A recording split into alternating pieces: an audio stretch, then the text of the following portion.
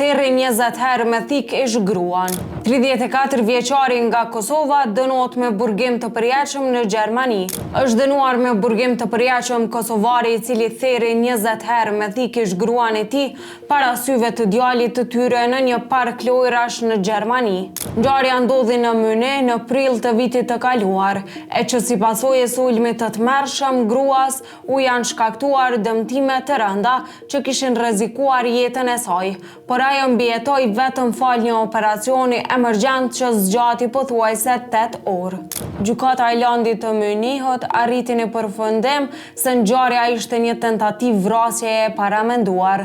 Gjyqtarja kryesore theksoi se sulmi kishte motive të ulta dhe se pavarësisht se i pandehuri pranoi sulmin, deklarata e tij se thika ishte përdorur vetëm për friksim u konsiderua si nënvlerësim i veprës së tij. Sipas gjykatës, ky ishte një akt kriminal me intensitet të lartë dhe nuk ka pasur arsye për të marrë një dënim më të lehtë. Vlen të cekët se sulmi ndodhi vetëm disa ditë para seancës së planifikuar për divorc.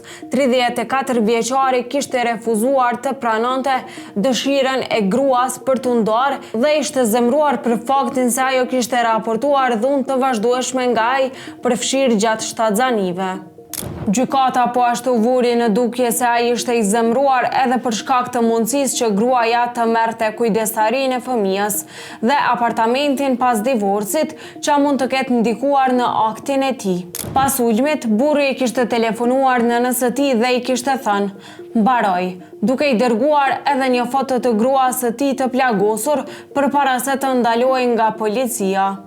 Gjykatja, duke marrë parasysh rrethanat dhe rëndësinë e veprës, shpjegoi se dënimi i burrit me burgim të përjetshëm ishte i arsyeshëm, pavarësisht pendesës që ai kishte shprehur. Ajo gjithashtu theksoi se gruaja vazhdon të vuaj nga pasoja fizike dhe psikologjike. Dëshmia e gruas, tani e divorcuar, u zhvillua nëpërmjet një lidhjeje video dhe pas dyerve të mbyllura me kërkesën e saj për arsye sigurie. Ajo ende ndjehet e friksuar nga familja e ish burrit dhe ka kërkuar që ata të mos e shqetësojnë më.